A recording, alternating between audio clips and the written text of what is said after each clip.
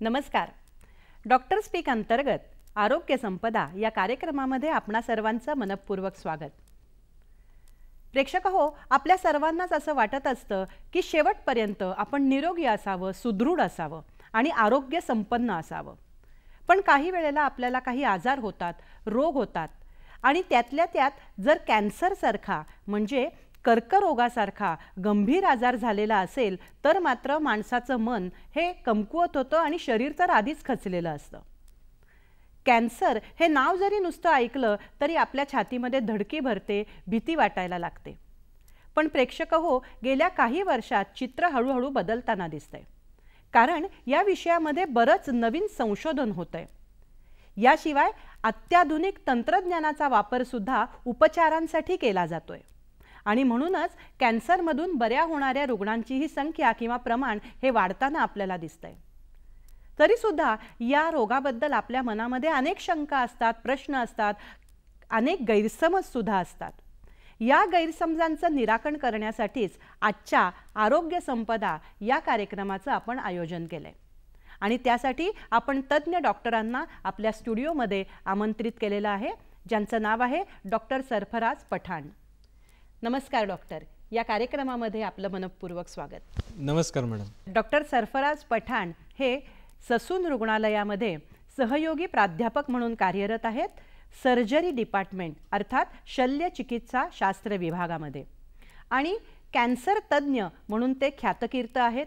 गेली 20हून अधिक वर्ष ससून रुग्णालयामध्ये कॅन्सर तज्ज्ञ म्हणून ते कार्यरत आहेत आणि याचमध्ये बीजे वैद्यकीय महाविद्यालयामध्ये पदवी आणि पदव्युत्तर विद्यार्थ्यांना, जे मेडिकलचे विद्यार्थी आहेत, त्यांनाही ते अध्यापनाचं काम करत असतात.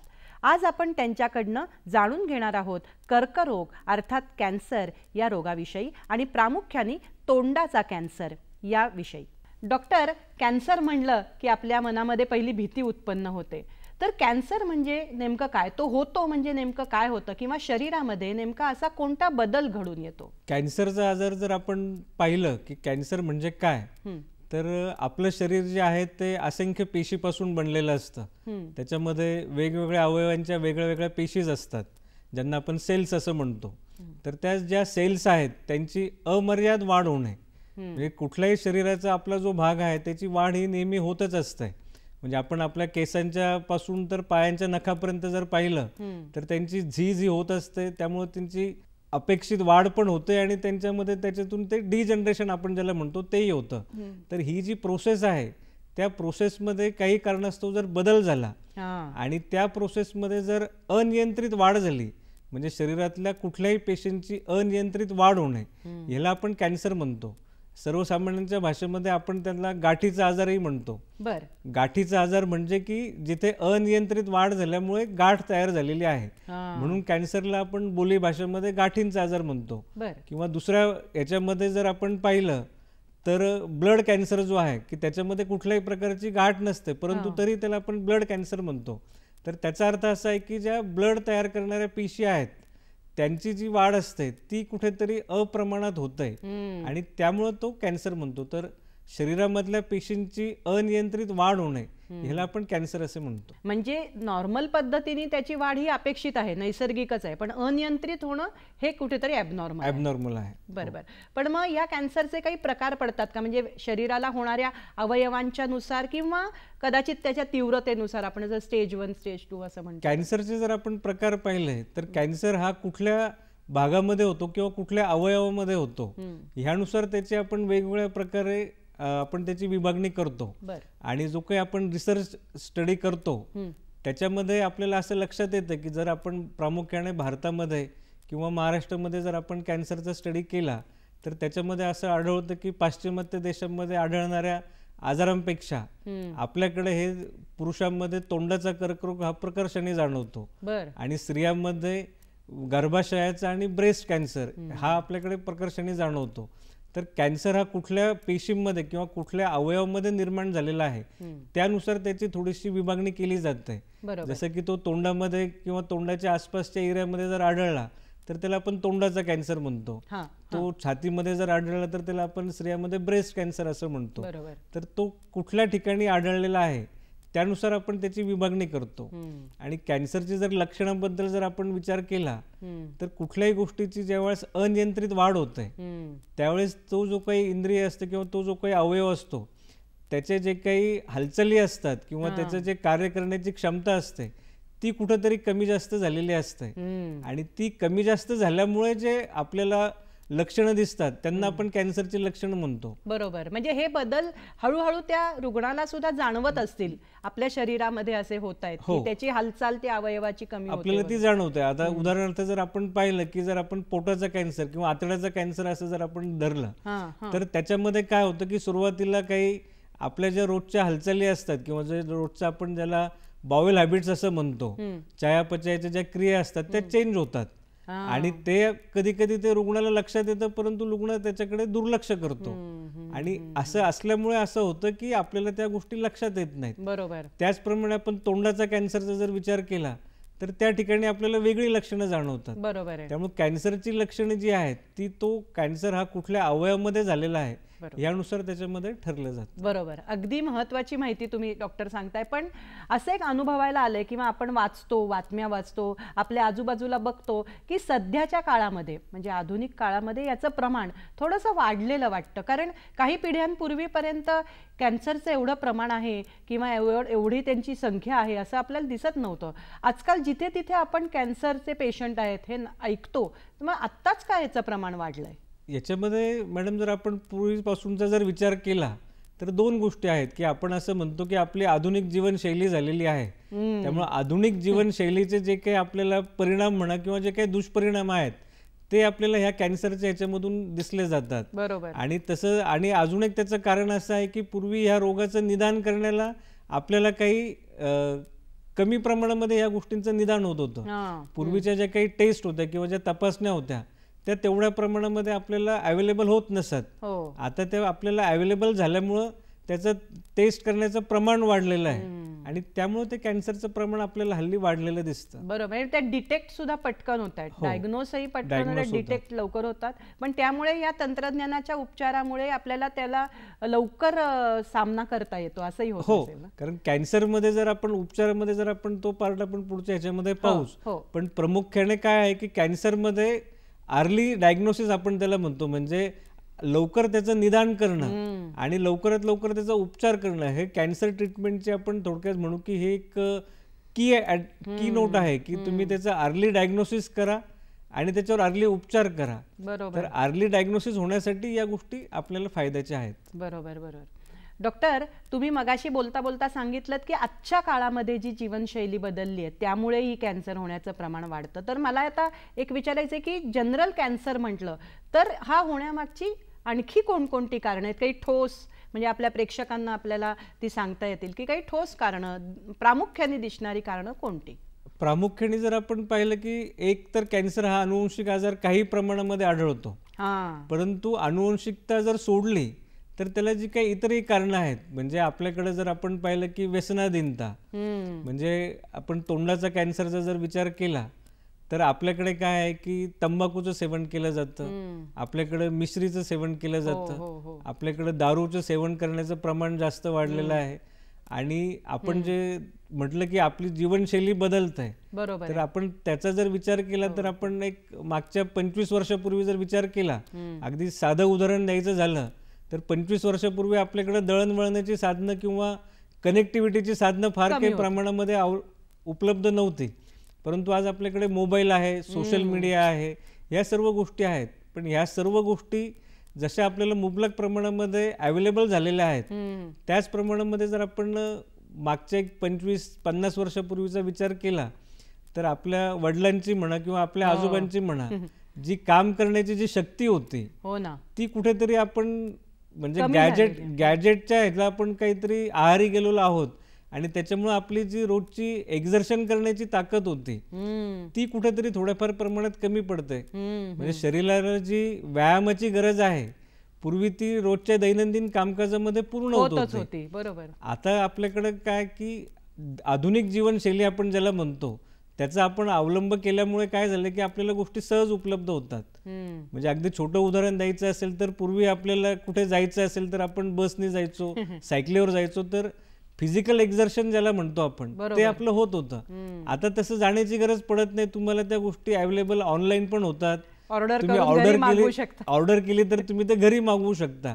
तर त्यामुळे काय होतंय की आपले जे सिडेंटरी लाईफस्टाईल आपण ज्याला म्हणतो की आपलं जे काही दैनंदिन आपल्याला जे काही शारीरिक श्रम पाहिजेत ते कमी प्रमाणात झालेले आहेत. बैठी जीवनशैली आणि त्याचबरोबर वाढलेली व्यसनाधीनता, या दोन गोष्टी जर आपण पाहिल्या, प्लस त्याच्यामध्ये आपण अजून एक गोष्ट जर पाहिली की आत्ताचं जे काही आपण जेवण आहे किंवा आपण जे काही आपल्याला आहारातल्या सवयी आहेत किंवा आपल्याला उपलब्ध होणारं जे काही अन्न आहे त्या गोष्टींचा जर आपण पूर्ण विचार केला तर आपण 20 वर्षापूर्वी आपण जे अन्न खात होतो ते आज आपण खरंच खातो का, आणि ते आपण किती प्रमाणामध्ये खातो याचाही थोडासा कुठेतरी संबंध आहे.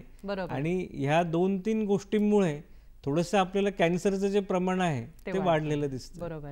प्रेक्षक हो, अतिशय महत्त्वाची माहिती आपण घेतोय की कॅन्सर नेमका कशामुळे होतो, त्याची कारणं काय आहेत. त्याच्यामध्ये आपण डॉक्टरांकडनं याही पुढे माहिती घेणारच आहोत, पण तत्पूर्वी घेऊयात क्षणभराची विश्रांती. डॉक्टर स्पीक अंतर्गत आरोग्य संपदा कार्यक्रमामध्ये आपणा सर्वांचं स्वागत. आपण चर्चा करतोय कर्करोग या विषयी आणि त्यासाठी आपण मार्गदर्शन घेतोय डॉक्टर सरफराज पठाण यांच्याकडून. डॉक्टर, तुम्ही फार महत्त्वाची माहिती सांगितलीत की अनुवांशिकता हे एक कारण असलं तरी सुद्धा शारीरिक अभाव, व्यायामाचा अभाव हे सुद्धा महत्त्वाचं कारण आहे. आधुनिक जीवनशैली हे सुद्धा महत्त्वाचं कारण आहे.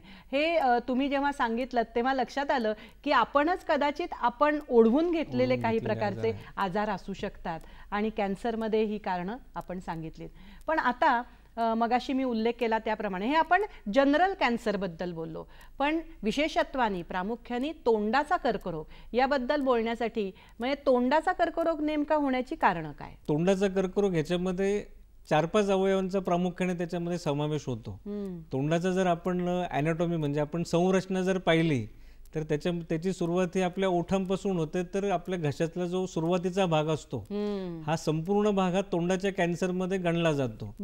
आता ह्यामध्ये आपल्याला ज्या काही गोष्टी आहेत की आपण जे काही व्यसन करतो म्हणा किंवा आपण काही अल्कोहोल घेतो, आपण तंबाखू घेतो किंवा काही लोक हे सिगरेटचं व्यसन करतात, काही लोकांना हे मिश्री लावण्याचं व्यसन असतं. तर ह्या सगळ्या व्यसनामुळे जे आपल्या तोंडातली जी आतली जी त्वचा असते ती वारंवार खराब होते. म्हणजे कुठल्याही गोष्टीमुळे त्वचेला वारंवार इजा होणे आणि त्या ज्या जखमा झालेल्या आहेत त्या जखमा हे वारंवार इजा झाल्यामुळे ते ज्या हील होण्याची किंवा त्या बऱ्या होण्याची जी नॅचरल इम्युनिटी असते ती कमी होणे. आणि ही कमी होण्याचं प्रमाण जसं जसं वाढत जातं की ही त्वचा आपली जी आतली त्वचा म्हणजे ज्याला आपण गालातली आतली त्वचा म्हणतो किंवा टंगची आपली जी आतमधली बाजू असते, ह्या ज्या गोष्टी आहेत त्या ज्या लवकर जर बऱ्या झाल्या नाहीत तर त्याचं प्रामुख्याने नंतर रूपांतर हे कॅन्सरच्या आजारामध्ये होतं. बरोबर. दाताची कीड किंवा दाताचे उपचार ते खूप दिवस जर आपल्या दातात कीड असेल किंवा काही इन्फेक्शन असेल तर सुद्धा कॅन्सरकडे जाऊ शकतो. जसं आपण आधी बोललो की आधुनिक जीवनशैली, तसं जर आपण पाहिलं तर आता दातांच्या किडीचं प्रमाण हे फार जास्त वाढलेलं आहे. आणि आपण जर थोडंसं एक 20 वर्षापूर्वीचा जर कालावधी पाहिला तर सुरुवातीच्या काळामध्ये जसं होतं की थोडंसं आपण ग्रामीण भाग जास्त आपल्याकडे असल्यामुळे ग्रामीण भागामध्ये जर तुम्ही पाहिलं तर पूर्वीच्या काळामध्ये कोळशाची जी राख असते ती आपण दात घासण्यासाठी वापरायचो किंवा काही भागामध्ये मिठाचं जे प्रमाण म्हणजे जे खडे मीठ होतं ते आपल्याकडे दात घासण्यासाठी वापरलं जायचं. त्याच्यानंतर काही भागामध्ये लिंबाची जी काडी असते ती पण आपण चावून ती वापरतो. तर दरम्यानच्या काळामध्ये जर मॅडम आपण पाहिलं तर सुरुवातीच्या काळामध्ये एक 10-20 वर्षापूर्वी काही जाहिराती यायच्या की त्याच्यामध्ये जी राख असते ती चांगली नाहीये किंवा तुम्ही जर त्याच्यामध्ये जर तुमच्या ह्याच्यामध्ये जर तुम्ही मिठाने जर तुम्ही दात घासत असाल तर त्याच्यामुळे तुमच्या दातांना इजा होऊ शकते. ह्या सर्व गोष्टींचा जर आपण अभ्यास केला तर असं लक्षात येतं की डेंटल हायजीन हा ह्या मागचा सर्वात महत्वाचा मुद्दा आहे. कारण कधी कधी काय होतं की एखादा आपला दात तुटलेला असेल तर आपल्याला कळत न कळत आपण त्याला जसं आपण इंग्लिशमध्ये म्हणतो की ते कंटिन्युअस इरिटेशन होतं की ते सारखं ते घासलं जातं आणि ते घासले गेल्यामुळे तिथं ती जखम होते. बरोबर. आणि जसं मी तुम्हाला पूर्वी आधी सांगितलं की जी जखम जास्त वेळ भरत नाहीये त्या जखमेचं रूपांतर हे कॅन्सरमध्ये होण्याची शक्यता असते. प्लस आणखी त्याच्यामध्ये असा फरक पडतो की जर आतमध्ये जर तुम्हाला डेंटल इन्फेक्शन असेल तर त्या डेंटल इन्फेक्शनमुळे तिथे अजून काही जंतूंचा संसर्ग होण्याची शक्यता वाढते आणि त्या जंतू संसर्गामुळे परत कॅन्सर होण्याची शक्यता वाढते. दुसरा जर आपण त्याच्यामध्ये जर पाहिलं की कधी कधी आपण दात दुखतो किंवा दाताला कीड झालेली आहे, ही अतिशय एक नॉर्मल गोष्ट आहे असं आपल्याकडे थोडंसं समजलं जातं की ठीक आहे दात आहे तर ते किडलेले आहेत, काही प्रॉब्लेम होत नाहीये. परंतु काय होतं की काही काही कॅन्सरच्या आजारामध्ये जसं आपण हिरड्यांचा जर कॅन्सर घेतला तर त्याची सुरुवात ही हिरड्यांच्या म्हणजे दातांच्या ज्या मुळापासून होते आणि त्यामध्ये जे दात दुखतात किंवा कधी कधी त्याला पेनलेस फॉलोअप टूथ आपण म्हणतो की काही दुखत नसतं पण तुमचे दात अचानक पडून जातो. तर ह्या गोष्टींकडे आपण दुर्लक्ष केल्यामुळे आणि जे मौखिक त्याला आपण म्हणतो की आपण आरोग्य जर राखलं नाही तर ह्या कॅन्सरचं प्रमाण वाढण्याची शक्यता नक्कीच आहे. फार महत्त्वाचा मुद्दा डॉक्टर तुम्ही सांगितला. प्रेक्षक हो, आपणही ह्या लक्षात ठेवण्यासारखं आहे की आपल्या दातांचं आरोग्य हे सुद्धा सांभाळणं तितकंच महत्त्वाचं आहे.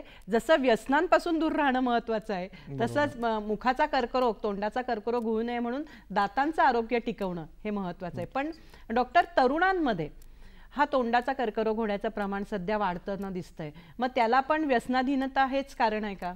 हो मॅडम, आता आपण जर पाहिलं की आपण तोंडाचा कॅन्सरचा जर आपण विचार केला तर आपण नेहमी म्हणतो की तंबाखू, सिगरेट, गुटखा या गोष्टी खाल्ल्यामुळे तंबाखू जन्य जे पदार्थ आहेत त्यांच्यामुळे आपल्याला कॅन्सरचा आजार होतो. बरोबर. म्हणजे हा मागच्या 50 वर्षाचा जर आपण स्टडी केला, जो आपल्याकडे रिसर्च ओरिएंटेड स्टडी होता त्याच्यामध्ये, तर त्याच्यामध्ये आपल्याला असं आढळतं की ज्या गोष्टींमध्ये निकोटीनचं प्रमाण जास्त आहे किंवा ज्या गोष्टींमध्ये निकोटीन सोडून बाकीचे कॅन्सरस एजंट्स आहेत त्या गोष्टींचं जर आपण वारंवार सेवन केलं तर त्याच्यामध्ये कॅन्सर होण्याचा धोका हा जास्त आहे. बरोबर. आता पूर्वीच्या काळामध्ये थोडंसं व्यसनाधीनता हा एक त्याला सर्व मान्यता नव्हती असं मी थोडक्यात म्हणेन की पूर्वी व्यसन हे लोक चोरून करत होते, लपून छपून करण्याचा प्रकार होता. पण आज जर आपण पाहिलं तर अगदी 10वी पास झालेल्या मुलांमध्ये पण आपल्याला व्यसनाधीनता जाणवत आहे. म्हणजे 10वी पास झालेल्या मुलांची जी काही पार्टी असते त्याच्यामध्ये थोडं प्रमाणामध्ये आता व्यसन आपल्याला पाहायला मिळतं. तर ह्याच्यामुळं काय होतं की जे काही कार्सिनोजेन्स आहेत त्याचं जे एक्सपोजर आहे, म्हणजे कॅन्सरचा जे प्रकार आहे की तुम्ही आपण म्हणतो की ते निकोटीन आहे किंवा तंबाखूजन्य पदार्थ आहेत तर ते तुम्ही किती प्रमाणामध्ये सेवन करता यालाही फार महत्व आहे. म्हणजे तुम्ही 20 वर्षापासून जर व्यसन करत असाल तर त्याचं प्रमाण हे तुम्हाला 30 वर्षामध्ये 40 वर्षामध्ये जाणवणारच आहे. जर आपण हल्ली पाहिलं तर कॅन्सरचं जे प्रमाण आहे ते लवकर डायग्नोस होण्याचं कारण असं आहे की अर्ली स्टेजमध्ये लोक व्यसनाधीनतेकडे जास्त वळले आणि त्या व्यसनांना नको इतकी सामाजिक मान्यता मिळालेली आहे. म्हणजे सोशल स्टेटस म्हणून लोक हल्ली व्यसन तरुण मुलं करतात पियर प्रेशरमुळे. आणि त्यामुळे काय होतं की एक्सपोजर जे आहे कार्सिनोजेनला होणारा एक्सपोजर त्याचा जो पिरियड आहे तो कालावधी वाढलेला आहे. बरोबर. आणि त्यामुळे अर्ली एज मध्ये म्हणजे अगदी 25-30 मध्ये आपल्याला कॅन्सरचं प्रमाण झालेलं आपल्याला दिसतं. दुसरी एक गोष्ट आहे की आपण पूर्वी सांगतो की जे सिगारेट म्हणा किंवा आता विडी, पूर्वी लोक विडी प्यायचे, आता जवळजवळ विडी बंद झाली. पण विडी जरी बंद झाली असली तरी कॅन्सरचं प्रमाण वाढतं. तर ह्या गोष्टीचा जर आपण विचार केला तर थोडंसं आपण ही जशी आपण म्हणतो की आता आत्ताची जी पिढी आहे ती जेन झी पिढी आहे. म्हणजे ते काय करतात की त्यांचे सगळे म्हणजे त्यांच्या जे काही ऐशोआरामाच्या गोष्टी आहेत किंवा बाकीच्या गोष्टी आहेत त्या सर्व बदललेल्या आहेत. तर व्यसनाधीनच्या त्याच्या दृष्टीने जर आपण त्याच्याकडे पाहिलं तर आपल्याला लक्षात येईल की त्यांचं व्यसन करण्याचं जे काही स्वरूप आहे तेही बदललेलं. म्हणजे जाहिरातीतून म्हणा, शासनाने जे काही वेळोवेळी प्रबोधन केलेलं आहे त्याच्यामधून असं लक्षात येतं की स्मोकिंग म्हणजे पार्शियल म्हणजे पॅसिव्ह स्मोकिंग आणि ऍक्टिव्ह स्मोकिंग हे दोन्ही आपण धोकादायक समजतो. परंतु नवीन पिढीला आता असं दाखवलं जातं की तुम्ही ई सिगारा आहे ती तुम्ही यूज करू शकता की ज्याच्यामुळे कॅन्सरचा धोका कमी असतो किंवा ज्याच्यामुळे कॅन्सर होत नाही. किंवा हल्ली आपण पाहतो की पूर्वी आपल्याकडे जसे चहाची दुकानं कोपऱ्यावर दिसायची त्या प्रमाणात आता आपल्याकडे हुक्का पार्लर्स दिसायला लागलेले शहरी भागामध्ये. आणि तिथे जर आपण पाहिलं त्यांचे जे कस्टमर आहेत त्यांचं जर आपण वय पाहिलं तर ते अगदी 18 ते 22च्या वयोगटामधले जे तरुण वर्ग त्याच्यामध्ये आहे. बरोबर आहे. परंतु कुठलीही गोष्ट म्हणजे आता आपण आधुनिक जीवनशैली आपण म्हणतो म्हणजे आपल्याला साधं उदाहरण द्यायचं तर मोबाईलमुळे आपल्या जे काही दैनंदिन गरजा होत्या त्या फार कमी झाल्या आणि त्या सहजासहजी आपल्याला उपलब्ध झाल्या, परंतु आपल्याला त्याचे साईड इफेक्ट्स अजून माहीत नाही आहे. म्हणजे बऱ्याच वेळा असं म्हणतात की त्याचं रेडिओ फ्रिक्वेन्सी जे आहेत त्याच्यामुळं म्हणजे मेंदूचे आजार होण्याची शक्यता आहे, मेंदूचा कॅन्सर होण्याची शक्यता आहे. त्या कॉन्टेक्स्टमध्ये जर आपण विचार केला की जी ई सिगार आहे किंवा आपण ज्याला हुक्का म्हणतो, तर त्यांचा आपल्याकडे जो काही स्टडी व्हायला पाहिजे किंवा तो अजून झालेला नाहीये. आणि त्यामुळं थोडंसं तरुण पिढीचं थोडंसं मार्गदर्शन त्यांना योग्य नसल्यामुळं त्यांचा असा समज होतोय की हे नॉर्मल आहे, की ह्याच्यामुळे आपल्याला काही होणार नाहीये. खरं म्हणजे कुठल्याही प्रकारची व्यसन करणं, मग ती त्याच्यात अशी कॅटेगरी नसते, व्यसन करणं हे योग्यच नाही. हाच खरं तर महत्वाचा मुद्दा आहे असं मला वाटतं. प्रेक्षक हो, आपण तरुणांमध्ये याचं प्रमाण का वाढतं याची कारणं बघितली. आपण पुढेही मार्गदर्शन घेणारच आहोत, पण तत्पूर्वी घेऊयात क्षणभराची विश्रांती. डॉक्टर स्पीक अंतर्गत आरोग्य संपदा या कार्यक्रमामध्ये आपणा सर्वांचं स्वागत. आपण चर्चा करतोय कर्करोग या आजाराविषयी आणि त्यातही प्रामुख्याने तोंडाचा कर्करोग याबद्दल. आणि आपल्याला मार्गदर्शन करतायत डॉक्टर सरफराज पठाण. डॉक्टर, तुम्ही तरुणांमध्ये याचं प्रमाण का वाढलंय याची फार सविस्तर आणि योग्य अशी माहिती आम्हाला दिलीत. आता आम्हाला सांगा की तोंडाचा कर्करोग जेव्हा होतो एखाद्या व्यक्तीला तेव्हा त्याला कोणकोणती लक्षणं जाणवतात? तोंडाच्या कर्करोगामध्ये जर प्रामुख्याने लक्षणं जर आपण म्हटलं की आतमध्ये आपण ज्याला अल्सर असं म्हणतो, म्हणजे माउथ अल्सर्स होणे आणि ते वारंवार होणे. आता त्याच्यामध्ये जर आपण पाहिलं की त्याच्या कुठल्याही कॅन्सरमध्ये 2 प्रकारचे लक्षण आपल्याला दिसतात की ज्याला आपण प्री कॅन्सरस लिजन्स असं म्हणतो, की जी कॅन्सर होण्यापूर्वी आपल्याला ती लक्षणं दिसतात, आणि कॅन्सरस लिजन म्हणजे ज्याचं त्या प्री कॅन्सरस जी लक्षणं आहेत त्यांच्याकडे जर आपण दुर्लक्ष केलं तर त्याचं कालांतराने त्याचं परिमाण हे कॅन्सरमध्ये रूपांतरित होऊ शकतात.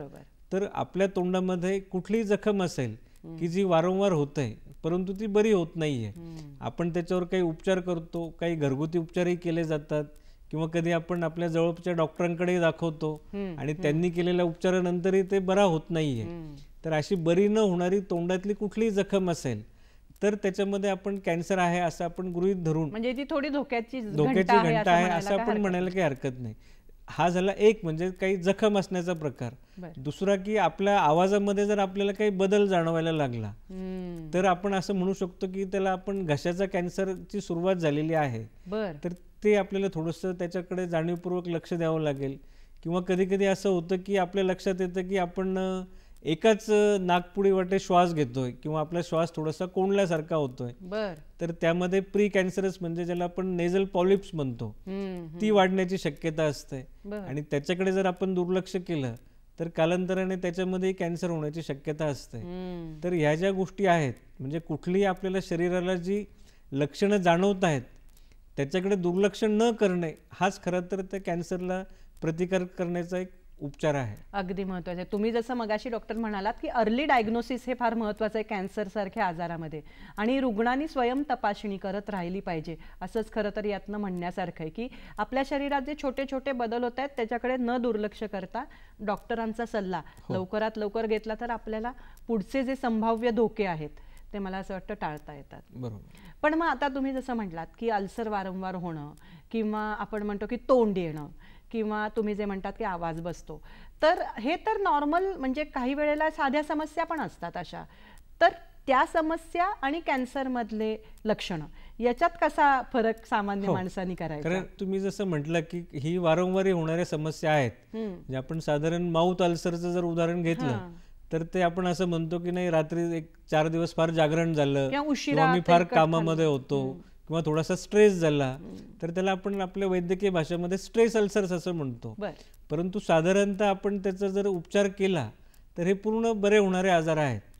परंतु ते जर बरेच होत नसतील किंवा त्याच्यातून काही रक्तस्राव होत असेल किंवा तुम्हाला थुंकी वाटे ते रक्त जात असेल तर मग ते थोडंसं एक अलार्मिंग सायन्स आपण ज्याला म्हणतो की ती जी धोक्याची घंटा आहे ती आपण समजून घेतली पाहिजे आणि मग त्याला पुढचे उपचार आपण किंवा त्याचं निदान करण्यासाठी ज्या काही तपासण्या आहेत त्या करून घेतल्या पाहिजेत. किंवा आपण बऱ्याच वेळा असं होतं की काही आपल्यामध्ये मानेमध्ये काही गाठी निर्माण होतात आणि आपण त्याच्याकडे दुर्लक्ष करतो किंवा आपल्या तर ते लक्षात आलेलं असतं की आपण त्याला टॉन्सिलची गाठ आहे किंवा काय असेल तर ते बरं होईल असं आपण थोडंसं म्हणतो. परंतु जर उपचार केल्यानंतरही जर त्याचं प्रमाण कमी होत नसेल तर मग त्याचं निदान करणं हे अत्यंत महत्त्वाचं आहे. बरोबर. दीर्घकाळ जर ही लक्षणं जाणवत राहिली, जी आपल्याला साधी वाटतात ती दीर्घकाळ जाणवत राहिली तर मात्र ती धोक्याची घंटा आहे. आणि मग आपण त्या दृष्टीने त्याच्या ज्या काही तपासण्या आहेत त्या करणं आपल्याला क्रमप्राप्त आहे. बरोबर आहे. पण मग असं तोंडाच्या कर्करोगामध्ये सुद्धा अवयवानुसार प्रकार पडतात का? तोंडाच्या कर्करोगामध्ये अवयवानुसार म्हणजे जसं मी तुम्हाला सांगितलं की तोंडामध्ये आपला गालाचा आतला भाग आला किंवा आपल्या हिरड्या आल्या किंवा मग आपला जिभेचा भाग आहे, तर ह्याच्यामध्ये होणारे जे आजार आहेत त्याचं जर आपण पॅथॉलॉजिकल इन्व्हेस्टिगेशन केलं तर त्याच्यामध्ये वेगवेगळे आजार असण्याची शक्यता असते. परंतु साधारणतः जर आपण लक्षणं पाहिली तर ती लक्षणं ह्या दोन्ही तिन्ही आजारांमध्ये सारखीच दिसतात. की तुम्हाला जखम होणे, ती बरी न होणे किंवा जिभेवरती एखादी गाठ येणे, जिभेवर अल्सर होणे जो बराच होत नाहीये, तर ही जी लक्षणं आहेत तर ही लक्षणं थोडीशी आपण काळजीपूर्वक पाहायला पाहिजेत. पण मग डॉक्टर असा एक प्रश्न येतो की कॅन्सरचं डायग्नोसिस तर लवकर होणं गरजेचं आहे असं तुम्ही म्हणालात, पण जेव्हा एखादा पेशंट डॉक्टरांकडे येतो तर ते कॅन्सरचंच आहे का नाही लक्षण हे कळण्यासाठी डॉक्टर कोणकोणत्या तपासण्या करतात? म्हणजे तुम्ही आता उल्लेख केला तसं पॅथॉलॉजिकल टेस्ट असतात का आणखी कोणत्या टेस्ट खास कॅन्सरच्या डायग्नोसिससाठी केल्या जातात? तोंडाच्या कॅन्सरबद्दल जर आपण प्रामुख्याने विचार केला तर तोंडाच्या कॅन्सरमध्ये जे आपल्या तोंडाच्या आतमध्ये जखमा झालेल्या असतात किंवा काही गाठ निर्माण झालेली असते किंवा घशामध्ये काही गाठ निर्माण झालेली असते, तर ती प्रथमदर्शनी म्हणजे आपण क्लिनिकल एक्झामिनेशन म्हणतो की आपण पेशंटला चेक केल्यानंतर आपल्या असं लक्षात आलं की या ठिकाणी अल्सर आहे, या ठिकाणी गाठ आहे, तर ते आपल्याला प्रथमदर्शनी ते आपल्याला कॅन्सरची वाटते. किंवा आपण जो काही स्टडी केलेला असतो की अशा कॅन्सरच्या ज्या अल्सर्स आहेत त्या अल्सर्स मधल्या आपण 1,00,000 लोकांच्या अल्सरची तपासणी केली तर त्याच्यामध्ये ही लक्षणं असेल तर हा कॅन्सरचा आजार असू शकतो.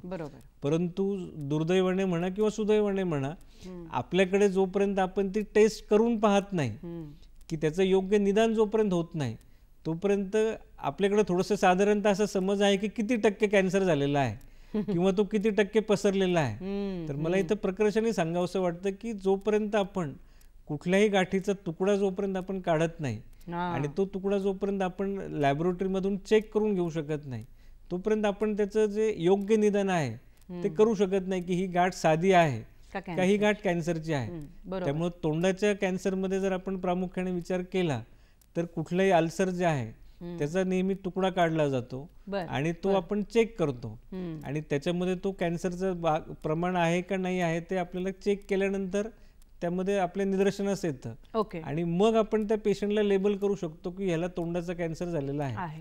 आता काही प्रमाणामध्ये काय होतं की आतमध्ये तोंडामध्ये कुठेच जखम नसते परंतु मानेमध्ये कुठेतरी गाठ आलेली असते. अशा कंडिशन मध्ये मग आपल्याला त्या गाठीची जी आपण सुई टाकून तपासणी करतो म्हणजे ज्याला आपण FNAC असं म्हणतो ती आपण सुरुवातीला करतो. त्याच्यामध्ये जर आपल्याला काही दोष आढळून आला म्हणजे मी जसं आधी सांगितलं की आपल्याला त्या जोपर्यंत मायक्रोस्कोप मध्ये आपण पाहत नाही तोपर्यंत आपण सांगू शकत नाही. जर आपल्याला त्याच्यामध्ये असं आढळलं की ह्याच्यामध्ये जर कॅन्सर आहे तर मग आपल्याला इतर तपासण्या कराव्या लागतात. म्हणजे इतर तपासण्यामध्ये आपण ओरल कॅव्हिटी एक्झामिनेशन म्हणतो. म्हणजे ओरल कॅव्हिटीमध्ये जसं मी तुम्हाला सुरुवातीला सांगितलं की अगदी ओठापासून तर घशाच्या मागच्या भागापर्यंतचे अवयव जे आहेत ते सगळे येतात. मग त्या प्रत्येक अवयवाची आपल्याला वेगवेगळी तपासणी करावी लागते. म्हणजे आपण त्याला लॅरिंगोस्कोपी म्हणतो. मग ती डायरेक्ट लॅरिंगोस्कोपी करतात, इनडायरेक्ट लॅरिंगोस्कोपी करतात. कधी कधी घशाच्या अवयवाबरोबर तुम्हाला अन्ननलिकेचा कॅन्सर पण असण्याची शक्यता असते. मग त्याच्यामुळे काही मानेमध्ये गाठ आलेली आहे का, तर जसं जसं आपल्याला कॅन्सरची लक्षणं दिसतात त्याप्रमाणे आपल्याला त्या पुढच्या एक एक स्टेप पायऱ्या आपल्याला तपासण्या कराव्या लागतात. आपण उपचार जर पाहिला तर कॅन्सरमध्ये प्रामुख्याने 3 प्रकारे आपण उपचार करू शकतो. कॅन्सरमध्ये एक तर सर्जरी म्हणजे त्याला शस्त्रक्रिया असं म्हणतात. आपण शस्त्रक्रिया करू शकतो किंवा आपण किमोथेरपी देऊ शकतो किंवा आपण रेडिएशन देऊ शकतो. आता ह्या ज्या तिन्ही आपण ज्या विविध उपचार पद्धती आहेत जर आपण कॅन्सरचा आजार जर पाहिला जसं आपण सुरुवातीला डिस्कस केलं की कॅन्सर म्हणजे काय की अनियंत्रित वाढ होणे. तर आपल्याला समजा तोंडाचा कॅन्सर मध्ये गालाच्या आतमधल्या पेशींची अनियंत्रित वाढ झाली, बरोबर, तर हा कॅन्सर कुठे कुठे पसरलेला आहे याच्या पण आपल्याला काही टेस्ट करावे लागतात. आणि या टेस्ट झाल्यानंतर मग आपल्याला लक्षात येतं की याला उपचार कुठले करायचे आहेत. बरोबर. पण डॉक्टर, तुम्ही आता ही जी लक्षणं सांगितलीत किंवा तपासण्या सांगितल्यात, आता यावर उपचार काय करायचे याचीही उत्सुकता आमच्या मनामध्ये आहेच. पण तत्पूर्वी प्रेक्षक हो, आपण घेऊयात क्षणभराची विश्रांती. डॉक्टर स्पीक अंतर्गत आरोग्य संपदा कार्यक्रमामध्ये आपणा सर्वांचं पुन्हा एकदा स्वागत. आपण चर्चा करतोय कर्करोग आणि त्यातही प्रामुख्याने तोंडाचा कर्करोग. आणि आपण चर्चा केली की याची लक्षणं, कारणं काय असतात आणि त्याची तपासणी कशी केली जाते. डॉक्टर, तुम्ही आम्हाला सांगितलं की कोणत्या वेगवेगळ्या पद्धतीने याचं निदान केलं जातं, म्हणजे कोणकोणत्या टेस्ट केल्या जातात. पण आता ह्या टेस्ट केल्यानंतर जेव्हा एक उपचारांची दिशा ठरते, तेव्हा असं मला विचारायचं आहे की केवळ गोळ्या, औषधं किंवा इंजेक्शन काही वेळेला देऊन हा बरा होऊ शकतो का दरवेळेला रेडिएशन किंवा दरवेळेला केमोथेरपी घ्यायला लागते? तोंडाच्या कॅन्सरमध्ये जर मॅडम आपण प्रामुख्याने विचार केला तर तोंडाचा कॅन्सर हा कुठल्या स्टेजमध्ये आहे, म्हणजे जर सर्वसामान्यांच्या भाषेत जर सांगायचं की पेशंट आपल्याला विचारतो की सर कुठल्या स्टेजमध्ये आहे, तर तो स्टेज कुठली आहे ह्याच्यानुसार ते पेशंटची जी ट्रीटमेंट आहे ती ठरवली जाते. तोंडाचा कॅन्सर जर विचार केला आपण तर कुठलाही गाठ म्हणा किंवा अल्सर म्हणा, त्याची जी साईज असते त्याच्यानुसार ती ट्रीटमेंट ठरवली जाते. म्हणजे साधारणतः जर एक 2 सेंटीमीटरपेक्षा जर कमी साईज असेल तर मग त्याच्यामध्ये आपण त्याला काही ऑपरेशन करू शकतो का, हा प्रथमतः विचार केला जातो. किंवा 2 ते 4 सेंटीमीटर असेल तर थोडंसं त्याचं प्रमाण वाढलेलं आहे, आणि तो जर 4 सेंटीमीटरपेक्षा जर जास्त असेल तर तो थोडासा ॲडव्हान्स स्टेजमध्ये आपण म्हणतो की त्या प्रकारचा तो कॅन्सर आहे का. तर आपण ज्या काही तपासण्या करतो त्यामध्ये प्रामुख्याने तो कुठल्या स्टेजमध्ये आहे याचं निदान करणं फार महत्त्वाचं असतं. आणि जसं मी तुम्हाला सांगितलं की कॅन्सरची जी ट्रीटमेंट आहे त्याच्यामध्ये प्रामुख्याने आपण ऑपरेशन करणं याला आपण नेहमी प्राधान्य देतो. कारण ऑपरेशनमध्ये तो कॅन्सरचा जो काही पार्ट आहे तो मॅक्झिमम पार्ट हा शरीरापासून बाहेर काढला जातो, काढून टाकला जातो. आणि जो उरलेला पार्ट आहे त्याच्यामध्ये आपले जे बाकीचे ज्या मोडॅलिटीज आहेत, म्हणजे आपण किमोथेरपी म्हणा किंवा काही रेडिएशन म्हणा, तर रेडिएशन हे समजा 2 सेंटीमीटरची गाठ असेल तर त्याला रेडिएशन देणं, आणि अर्धा सेंटीमीटरची गाठ असेल तर आपल्याला त्याचे जे रिझल्ट्स आहेत ते थोडेसे त्यामध्ये जास्त प्रमाणामध्ये चांगल्या पद्धतीने पाहायला मिळतात. राहिला उपचाराचा जर पार्ट आहे तर ते कॅन्सरची कुठली स्टेज आहे, म्हणजे तो आजार कुठल्या सेंटीमीटर, किती सेंटीमीटरमध्ये आहे त्यानुसार आपण त्याची ट्रीटमेंट ठरवतो. हा झाला एक पार्ट. दुसरा पार्ट आहे की कॅन्सरमध्ये आपण मॅडम ज्यावेळेस ऑपरेशन करतो त्यावेळेस आपण आजूबाजूचा जो एरिया इन्व्हॉल्व झालेला आहे त्याच्यातला काही नॉर्मली जो असतो तोही भाग काढला जातो. तर कॅन्सरच्या आणि प्रामुख्याने जर जेव्हा आपण तोंडाच्या कॅन्सरचा विचार करतो ऑपरेशनचा, त्यावेळेस आपल्याला प्रामुख्याने हे पाहावं लागतं की आपण कुठले कुठले पार्ट काढणार आहोत. म्हणजे कधी कधी काही पेशंटचा आपण पाहतो की पूर्ण जबडा काढावा लागतो, किंवा काही स्वरयंत्राला कॅन्सर असेल तर ते स्वरयंत्र काढावं लागतं. मग अशा कंडिशनमध्ये पेशंटचं बोलण्याची क्षमता कमी होऊन जाते. किंवा काही जिभेचा कॅन्सर असेल तर जिभेचा काही पार्ट काढला जातो, त्यामुळे पेशंटला गिळण्याचा त्रास होतो. तर ह्या सर्व गोष्टी सांगण्याचं कारण असं आहे की हल्ली मॅडम आपल्याकडं आयुर्मान वाढलेलं आहे, म्हणजे लाईफ एक्सपेक्टन्सी जी आहे ती वाढलेली आहे. म्हणजे आपण जे काही औषधोपचार करतो, आपण जे काही ट्रीटमेंट पार्ट करतो, त्यामुळे आपलं आयुर्मान हे वाढलेलं आहे. आणि त्या वाढलेल्या आयुर्मान जरी असलं तरी आपण कुठल्याही पेशंटला ट्रीटमेंट करताना त्याचं आपल्या ट्रीटमेंट नंतर क्वालिटी ऑफ लाईफ कसं राहणार आहे, अगदी खरं, हा त्याच्यातला फार महत्वाचा भाग आहे. म्हणजे काही लोकांना वाटतं की नाही हा फार पसरलेला आहे पण तरी डॉक्टर सांगतात की ऑपरेशन करा.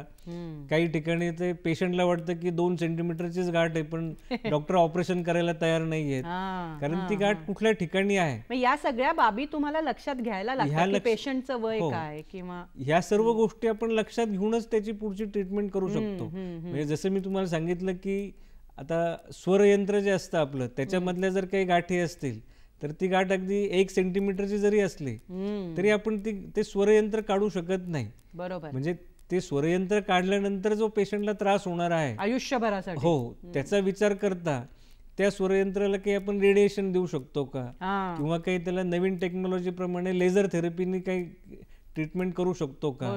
किंवा तोंडाचा कॅन्सर असेल तर अगदी म्हणजे तोंडाचे जे जबड्याची हाडं असतात ती आपल्याला वाचवता येतील का, ह्या सर्व गोष्टींचा विचार केल्यानंतर आपण जी काही ट्रीटमेंट ठरवतो त्यानुसार पेशंटचं जे काही क्वालिटी ऑफ लाईफ आहे ते इम्प्रूव्ह होण्याच्या दृष्टीने आपल्याला विचार करावा लागतो. नेहमी असं म्हणतो की समोरच्याला आपल्याला सिंपथी असण्यापेक्षा आपण त्याची समवेदना म्हणजे संवेदना आपल्याला असाव्यात, की त्याच्यानुसार मग जर आपण प्रत्येक पेशंट हा वेगळा असतो, त्यामुळे त्याची प्रत्येक पेशंटची मानसिकताही वेगळी असते.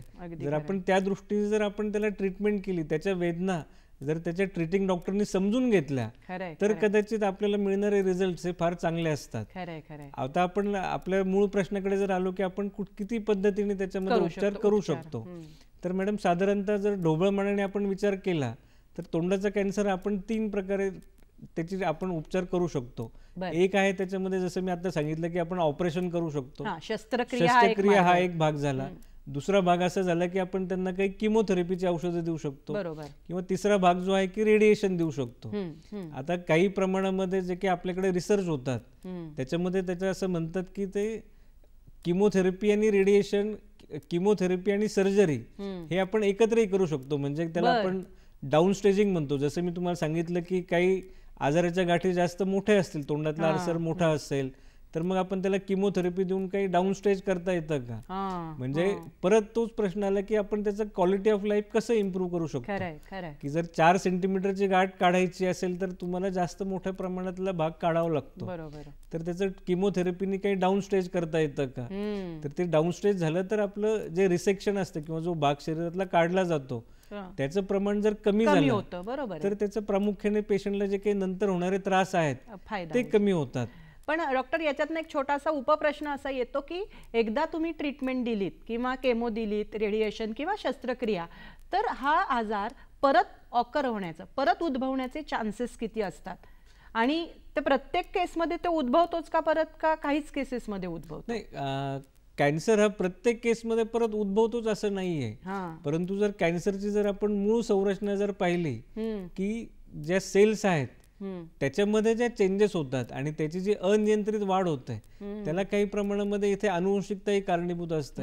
आणि जसं आपण आधी डिस्कस केलं की व्यसनाधीनता, म्हणजे तुम्हाला कळालेलं आहे की तुम्हाला तोंडाचा कॅन्सर झालेला आहे, तुम्ही त्याचा उपचार केला परंतु तुमची व्यसन तुम्ही चालूच ठेवलेली आहे, तर काय उपयोग, तर मग त्याचा काही उपयोग नाही, तो कालांतराने तुम्हाला परत उद्भवू शकतो. त्यामुळे कॅन्सर हा क्युरेबल आपण त्याला म्हणतो की हा एकदमच आपण पूर्णपणे बरा करू जरी शकत नसलो तरी त्याचे जे काही प्रसार आहे ते नक्कीच आपण रोखू शकतो. बरोबर. म्हणजे परत उद्भवण्याचे चान्सेस आपल्यामुळेच काय कदाचित आपण वाढवत असतो. हो, आपल्यामुळेच आपण ते वाढवत असतो. जर आपलं जी व्यसनाधीनता आहे किंवा जे काही ऍडिक्शन आहे ते कमी केलं किंवा जीवनशैली बदलली, आणि जसं मी तुम्हाला सांगितलं की आपली मानसिकता जी आहे ती सर्वात महत्वाची आहे. म्हणजे बऱ्याच वेळा कॅन्सरचं जर काही आपण 10 कॅन्सरचे पेशंट पाहिले तर त्याच्यामधला एखादा पेशंट असा असतो की डॉक्टर मी कधी सुपारी पण खात नाही, डॉक्टर मी कधी तंबाखूही खात नाही, मग मला कसा झाला, मग कदाचित मी काहीतरी वाईट कृत्य केलं असेल म्हणून मला झाला का काय, असं आपण म्हणून मग त्याच्याकडे दुर्लक्ष करण्याचं प्रमाण वाढून जातं. किंवा त्याला आपण सोशल स्टिग्मा म्हणतो की मला कॅन्सर झाला तर मग मला आजूबाजूचे लोक काय म्हणतील, किंवा जसं तुम्ही म्हटलं की घरातली लोक काय म्हणतील, तर हा विचार केल्यामुळे असं होतं की आपण त्याचे उपचार करण्याचा वेळ घालवतो, ज्याला आपण गोल्डन पिरियड म्हणतो, की ज्याचं निदान झाल्यानंतर जेवढ्या लवकर त्याचा उपचार होईल तेवढं ते त्याचे परिणाम जास्त चांगले असतात. खरंय.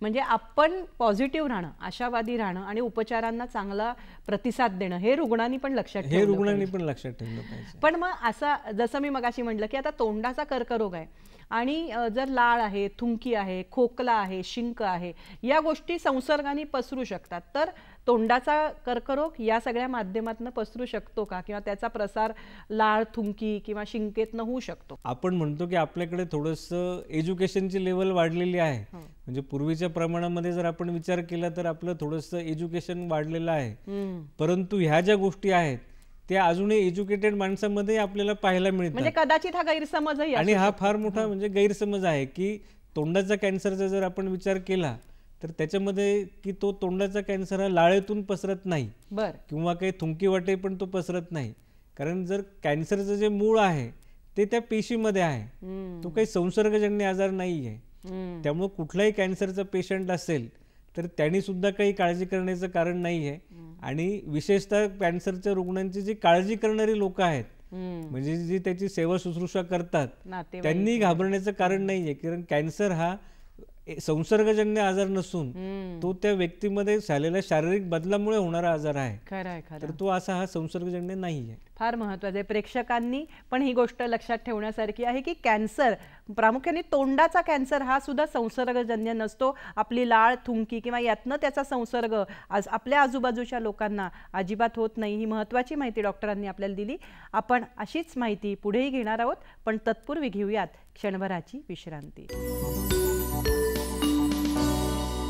डॉक्टर स्पीक अंतर्गत आरोग्य संपदा या कार्यक्रमामध्ये पुन्हा एकदा आपणा सर्वांचं स्वागत. आपण चर्चा करतोय तोंडाचा कर्करोग या विषयावर आणि आपल्याला मार्गदर्शन करतायत डॉक्टर सरफराज पठाण. कॅन्सरच्या उपचार पद्धतीबद्दल आम्हाला सांगितलं की तोंडाच्या कॅन्सरमध्ये काय उपचार केले जातात.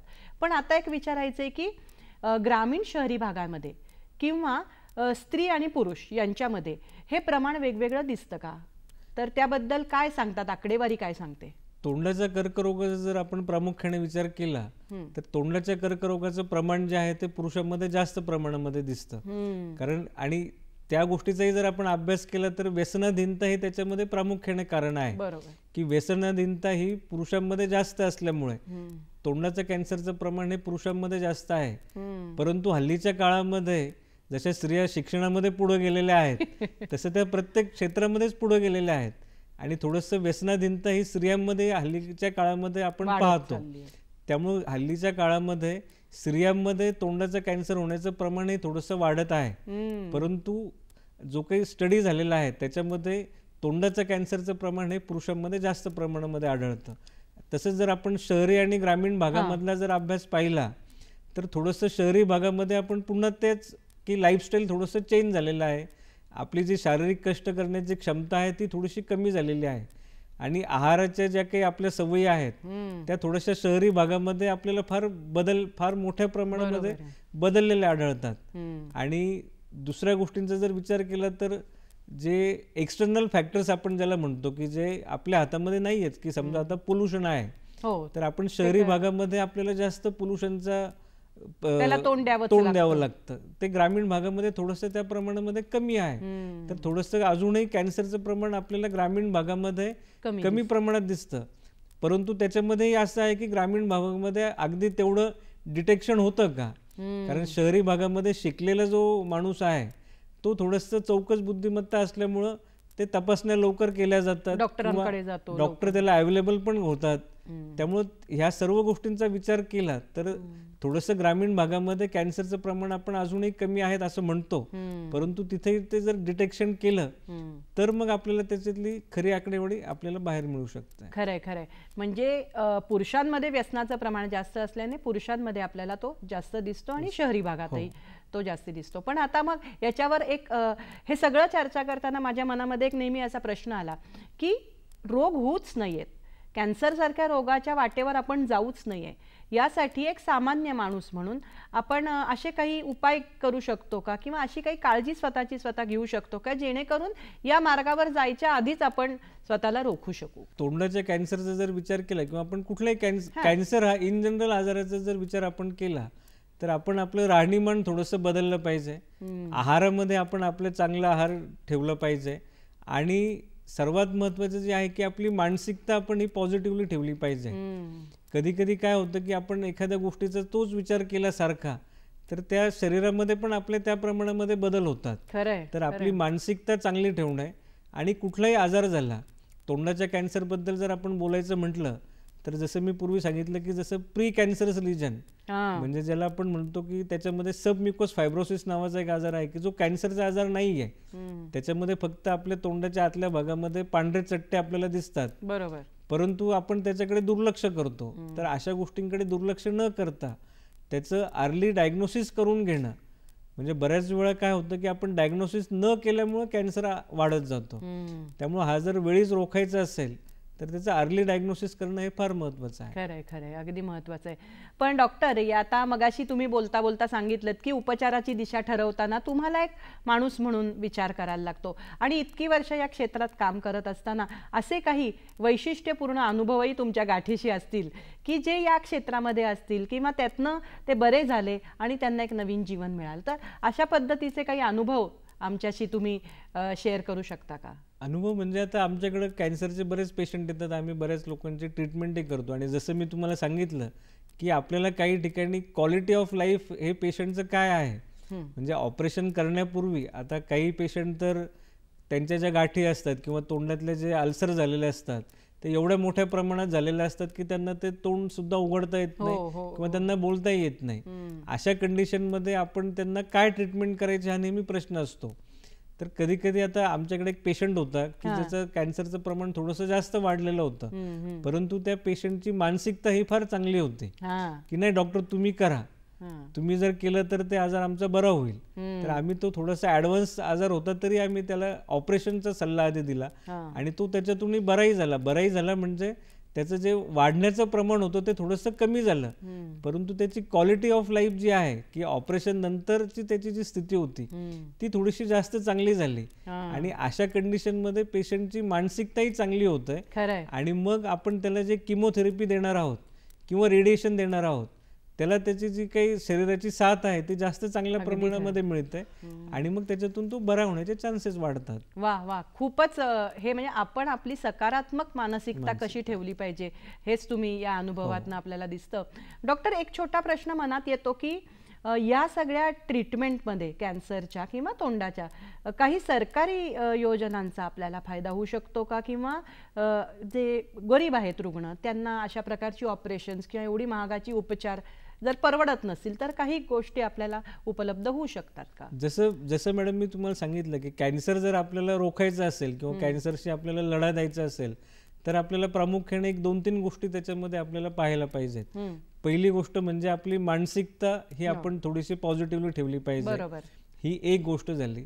त्याच्यानंतरचा जो पार्ट आहे की अर्ली डिटेक्शन आणि अर्ली ट्रीटमेंट, तर ह्या दोन्ही पार्टमध्ये जसं तुम्ही म्हटलं की शासनाने म्हणजे मी तर म्हणेल की शासनाने ह्या तिन्ही भागामध्ये कसा त्याचा अवलंब केला जाईल आणि पेशंटला कशी सुधारित ट्रीटमेंट मिळेल यासाठी शासनाचे नेहमीच प्रयत्न आहेत.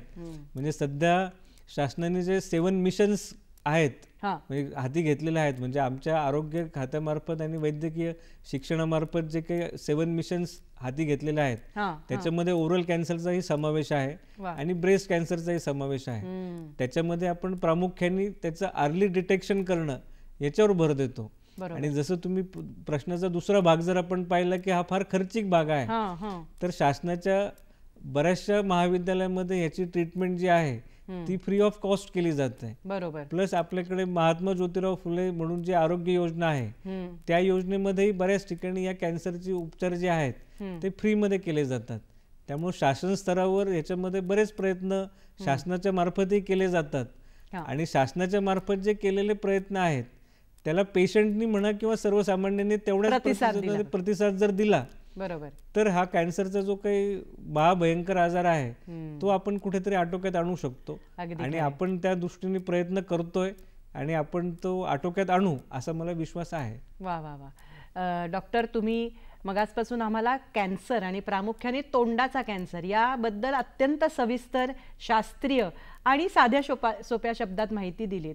पण आमच्या प्रेक्षकांसाठी जाता जाता, जो ग्रामीण शहरी दोन्ही आहे, सुशिक्षित अशिक्षित दोन्ही आहे, अशा आपल्या प्रेक्षकांसाठी तुम्ही काय संदेश देऊ इच्छिता? प्रेक्षकांसाठी माझा एकच संदेश असेल की कॅन्सरचं निदान करणं म्हणजे आपण त्याच्यामध्ये म्हणतो की अर्ली डिटेक्शन, म्हणजे त्याची लवकर तपासणी करणे आणि लवकर त्याचं निदान करणे, आणि अर्ली ट्रीटमेंट म्हणजे जर त्याचं लवकर निदान झालं आणि जर तुम्ही त्याला लवकर ट्रीटमेंट केली तर आपण ह्या कॅन्सरच्या आजारावर नक्कीच मात करू शकतो.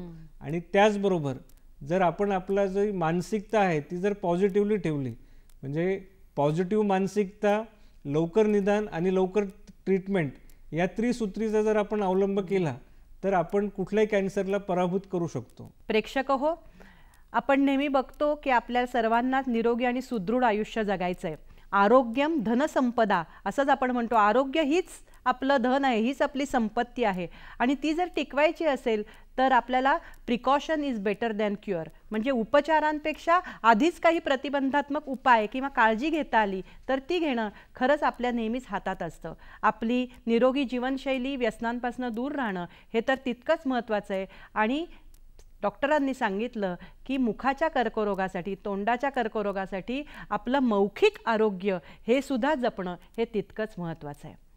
डॉक्टर, तुम्ही या ठिकाणी आलात आणि आरोग्य संपदा अंतर्गत आम्हाला तोंडाचा कर्करोग याबद्दल अत्यंत सविस्तर माहिती दिलीत. त्याबद्दल दूरदर्शनच्या वतीनं मी आपले मनपूर्वक आभार मानते. धन्यवाद.